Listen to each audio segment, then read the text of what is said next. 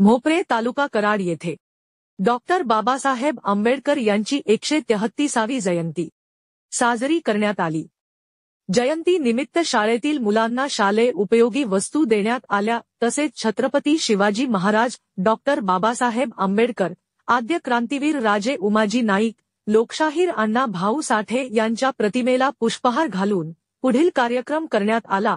कार्यक्रमाचे नियोजन सागर जाधव, विक्रम साठे, अजय साठे, किशोर साठे, प्रकाश कांबळे, राजू शिलवंत, अतुल कांबळे यांनी केले।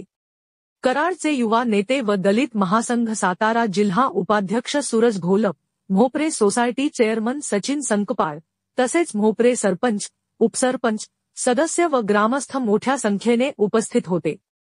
तसेच न्यू इंग्लिश स्कूल बेलदरे फाटा येथील परीक्षेत उत्तीर्ण झालेल्या विद्यार्थ्यांना आदर्श माता कांताबाई बाबूराव मोहिते प्रतिष्ठान यांच्या वतीने बक्षीस वितरण करण्यात आले।